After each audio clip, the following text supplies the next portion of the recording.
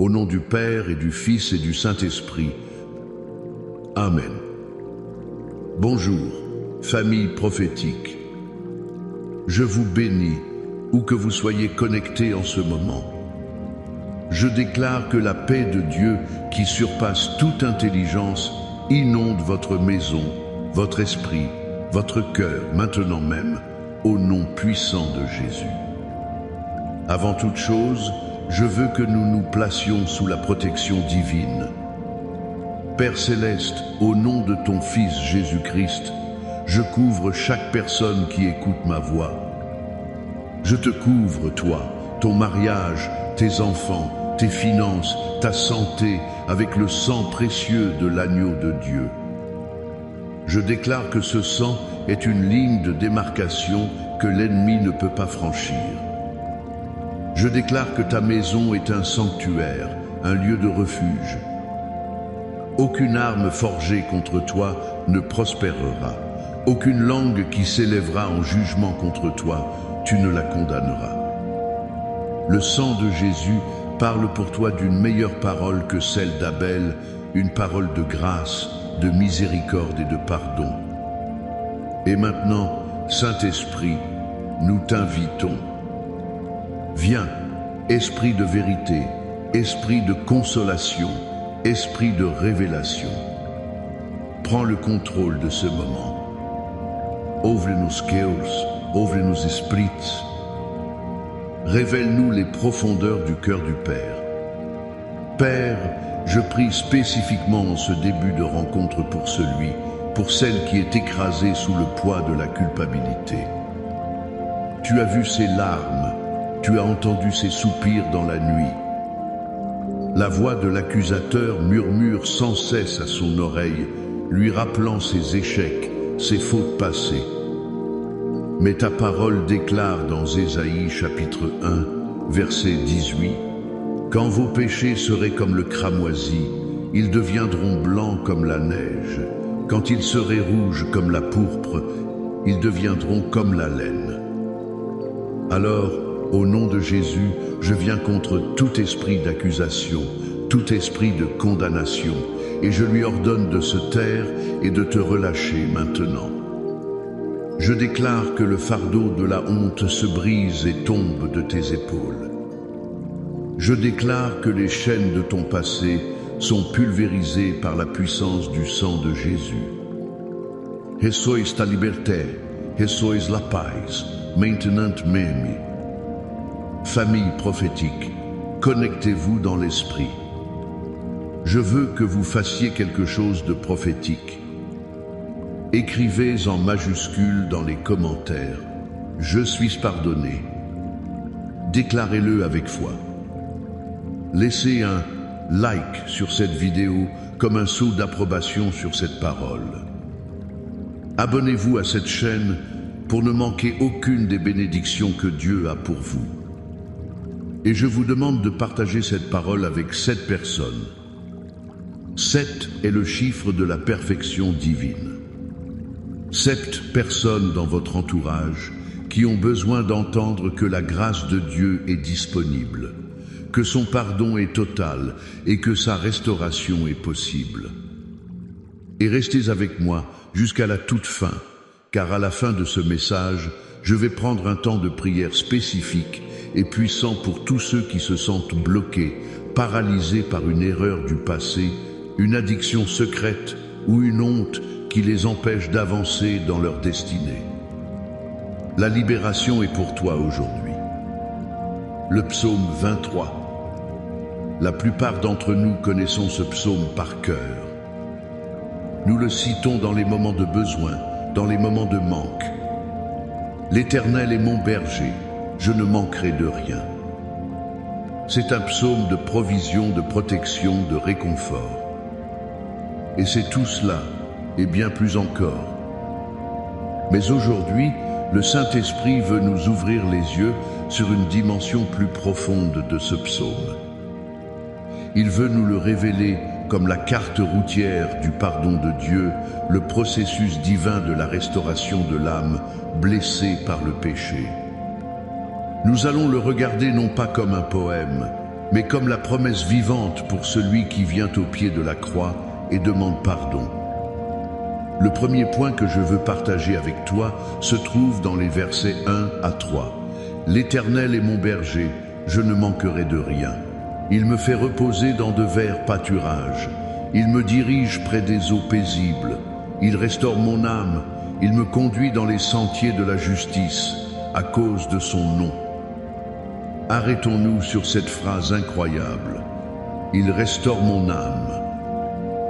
Le mot hébreu pour restaurer, ici, est shub.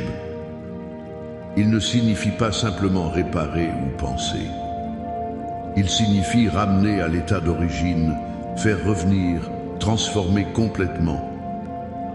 Quand tu commets une erreur, quand tu pèches, ton âme est fracturée. La culpabilité, la honte, le regret créent des fissures, des blessures profondes. L'ennemi vient et te dit, c'est fini pour toi, tu as tout gâché. Dieu peut te pardonner, mais tu ne seras plus jamais le même. Tu porteras toujours cette cicatrice, cette marque de ton échec. C'est un mensonge du diable. La promesse du bon berger n'est pas une simple réparation. C'est une restauration complète. Imagine une peinture de maître qui a été vandalisée, déchirée. Un simple réparateur pourrait mettre un bout de ruban adhésif derrière. Mais un maître restaurateur, lui, va travailler méticuleusement, fibre par fibre, pour que la peinture retrouve sa gloire d'origine, à tel point que personne ne pourrait deviner qu'elle a un jour été endommagée. C'est ce que Dieu fait pour ton âme. Quand tu viens à lui avec un cœur brisé et repentant, il ne se contente pas de dire « c'est bon, je te pardonne ». Non, il prend les morceaux brisés de ton âme et il la restaure. Il te ramène à ton identité originelle d'enfant de Dieu, pur, saint, juste à ses yeux. Regarde la vie de David, l'auteur de ce psaume. Il a connu les sommets de la gloire et les profondeurs du péché. Après son adultère avec Bathsheba et le meurtre d'Uri, son âme était en lambeaux. Dans le psaume 51, il crie à Dieu, « Ô Dieu, crée en moi un cœur pur, renouvelle en moi un esprit bien disposé. » Et que fait Dieu? Il le pardonne, oui, mais il le restaure. David n'a pas été disqualifié. Il est resté roi. Le Messie est venu de sa lignée. Dieu a restauré son âme et l'a reconduit dans les sentiers de la justice. Peut être que tu as fait une erreur qui t'a coûté ta réputation, un emploi, une relation précieuse. Tu te sens disqualifié. Tu penses que ta destinée est brisée. Écoute la voix du bon berger aujourd'hui. Il restaure ton âme. Son pardon n'est pas la fin de l'histoire, c'est le début de ta restauration. Le deuxième point se trouve au verset 4. « Quand je marche dans la vallée de l'ombre de la mort, je ne crains aucun mal, car tu es avec moi. Ta houlette et ton bâton me rassurent. » Beaucoup pensent que cette vallée représente les épreuves extérieures, la maladie, la persécution. Et c'est vrai. Mais dans le contexte du pardon, cette vallée a une signification encore plus intime. C'est la vallée de la confrontation avec notre propre péché. C'est le moment sombre où l'on doit faire face à ce que l'on a fait, où l'on doit traverser l'ombre de notre propre faillite morale. C'est une vallée de mort, car le salaire du péché, c'est la mort.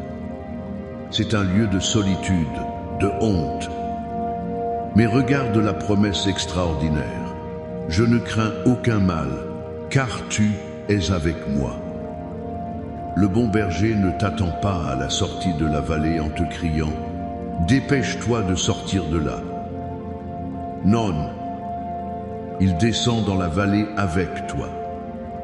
Il marche à tes côtés au moment le plus sombre.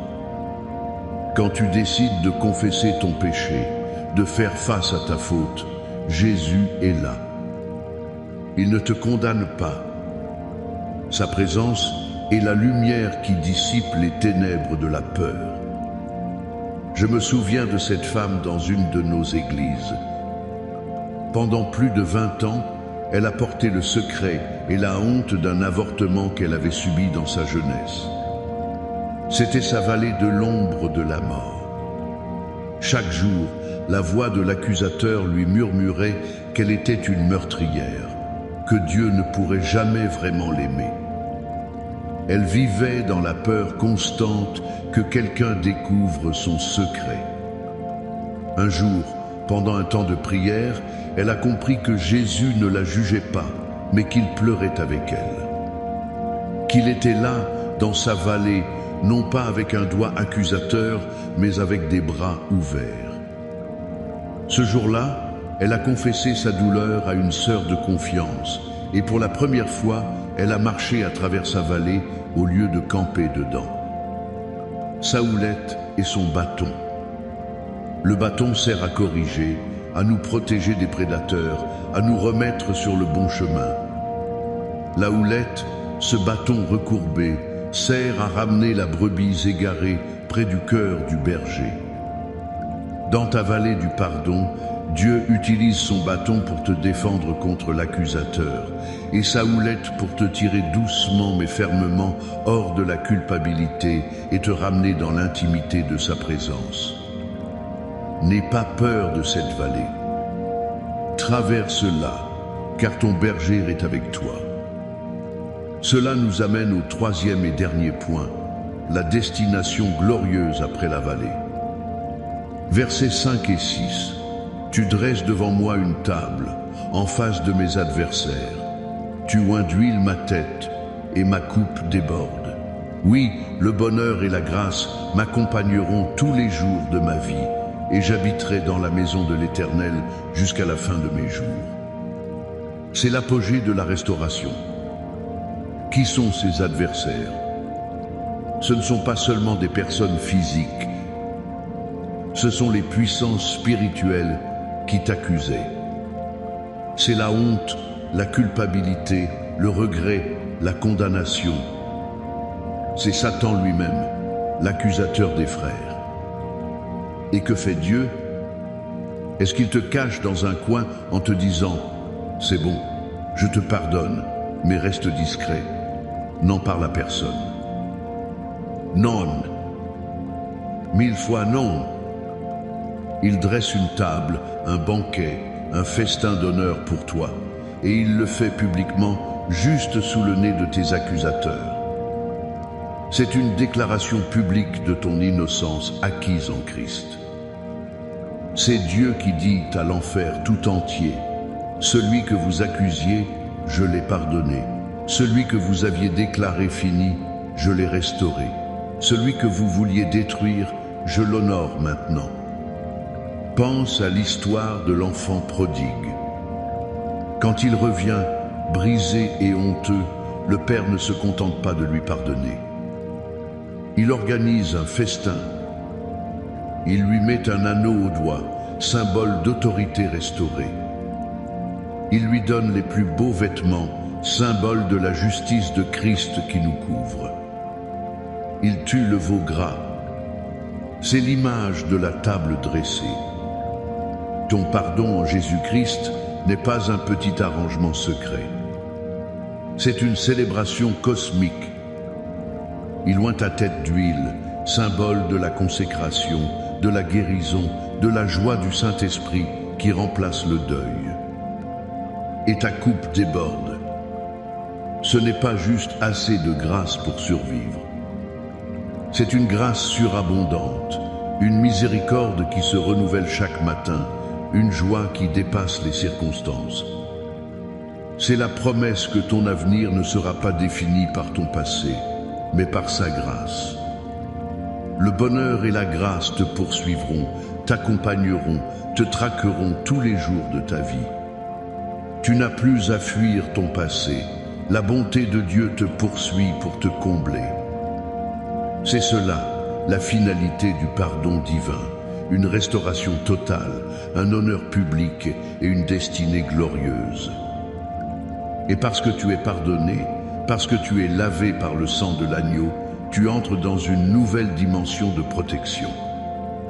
Tu n'es plus une cible facile pour l'ennemi.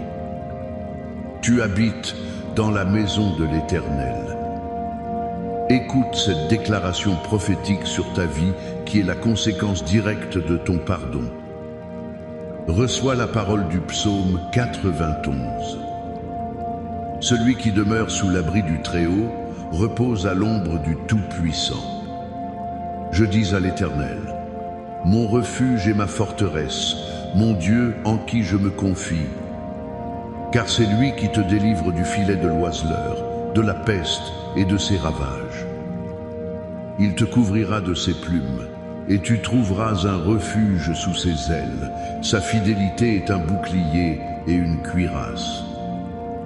Tu ne craindras ni les terreurs de la nuit, ni la flèche qui vole de jour, ni la peste qui marche dans les ténèbres, ni la contagion qui frappe en plein midi. Que 1000 tombent à ton côté et 10 000 à ta droite, tu ne seras pas atteint. De tes yeux seulement tu regarderas et tu verras la rétribution des méchants. Car tu es mon refuge, ô Éternel. Tu fais du Très-Haut ta retraite.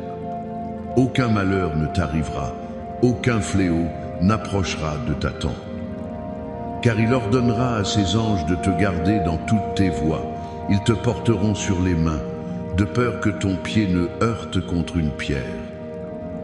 Tu marcheras sur le lion et sur l'aspic, tu fouleras le lionceau et le dragon. Puisqu'il m'aime, je le délivrerai, je le protégerai, puisqu'il connaît mon nom. Il m'invoquera et je lui répondrai. Je serai avec lui dans la détresse, je le délivrerai et je le glorifierai. Je le rassasierai de longs jours et je lui ferai voir mon salut. Amen. Maintenant, incline ta tête avec moi. Entrons dans ce temps de prière. Père céleste, nous venons devant ton trône de grâce, non pas sur la base de nos propres mérites, mais uniquement par le sang de Jésus qui nous a purifiés. Merci pour ta parole qui est une lampe à nos pieds et une lumière sur notre sentier. Merci pour la révélation du psaume 23 comme le chemin du pardon et de la restauration. Seigneur Jésus, bon berger, je prie maintenant pour chaque personne qui a écouté ce message. Pour chaque âme qui s'est sentie fracturée, brisée, salie par le péché. Conformément à ta promesse, je te demande de restaurer leur âme. Là où il y avait des fissures de culpabilité, remplis-les de ton amour. Là où il y avait des blessures de honte, applique ton baume de guérison. Ramène-les à leur état d'origine, à leur identité d'enfant bien-aimé du roi. Je déclare que ce que l'ennemi a volé, tu le restaures au centuple. Père, je prie pour ceux qui sont actuellement dans leur vallée de l'ombre de la mort. Ceux qui luttent en ce moment même avec la confession, avec le regret, avec la peur des conséquences. Je te prie, révèle-leur ta présence, qu'ils sentent tes bras autour d'eux. Fais taire la voix de l'accusateur et amplifie la voix de ton esprit qui dit « Tu es pardonné, tu es aimé ». Je déclare qu'ils ne camperont pas dans cette vallée, mais qu'ils la traverseront avec courage, car tu es avec eux. Et maintenant, Père, je prie spécifiquement comme je l'ai promis. Pour celui qui est lié par une addiction secrète, l'alcool, la pornographie, la drogue, le mensonge, chaque jour est un combat et la honte est un fardeau si lourd. Au nom de Jésus, je prends autorité sur cet esprit de servitude et je lui ordonne de relâcher ton enfant maintenant. Je déclare que le sang de Jésus est plus puissant que cette addiction. Je déclare que les chaînes se brisent. Reçois la force de te relever. Reçois la grâce de faire un pas, puis un autre, vers la liberté totale. Tu n'es pas ton addiction. Tu es une enfant de Dieu. Pour celle qui porte le poids d'une erreur passée, une relation brisée, un échec professionnel, une parole destructrice, un choix que tu regrettes amèrement. Cette honte te paralyse, elle t'empêche de rêver à nouveau, d'aimer à nouveau, de faire confiance à nouveau. Au nom de Jésus, je te libère de la prison du passé. Je déclare la parole d'Ésaïe 60:1 sur toi. Au lieu de votre honte, vous aurez une double portion. Au lieu de l'ignominie, ils seront joyeux de leur part. Je déclare que Dieu prend les cendres de ton passé et les transforme en une couronne de gloire. Ton plus grand gâchis deviendra ton plus grand message. Père, je prie pour la restauration des familles. Là où l'infidélité a brisé la confiance, je libère un esprit de pardon et de réconciliation. Guéris les cœurs brisés des conjoints et des enfants. Je brise les malédictions générationnelles de péché et de divorce. Je déclare que les mariages sont scellés par le sang de Jésus. Je prie pour une percée financière. Je brise l'esprit de pauvreté qui est entré par des mauvaises décisions ou des échecs passés. Parce que le pardon est là, la restauration financière est là aussi. Ouvre les écluses des cieux, Seigneur, et déverse ta bénédiction sans mesure sur tes enfants repentants. Je prie pour la guérison physique. Pour chaque corps malade à cause du stress, de l'anxiété, de la culpabilité, je commande à l'esprit d'infirmité de partir. Par les meurtrissures de Jésus, tu es guéri. Je déclare la vie et la santé sur ton corps, de la tête aux pieds. Et enfin, Père, je déclare sur chacun d'entre nous que la table est dressée. Nous nous asseyons à la table de la victoire, à la table de la communion, à la table de l'honneur. L'accusateur est vaincu et réduit au silence. Notre coupe déborde de ta grâce, de ta joie, de ta paix. Nous déclarons que le bonheur et la grâce nous accompagneront tous les jours de notre vie et que nous habiterons dans ta présence pour l'éternité. Reçois maintenant cette bénédiction finale. Que l'Éternel te bénisse et qu'il te garde. Que l'Éternel fasse luire sa face sur toi et qu'il t'accorde sa grâce. Que l'Éternel tourne sa face vers toi et qu'il te donne la paix. Au nom puissant de Jésus. Amen et Amen. Va dans ta semaine restauré, pardonné et victorieux.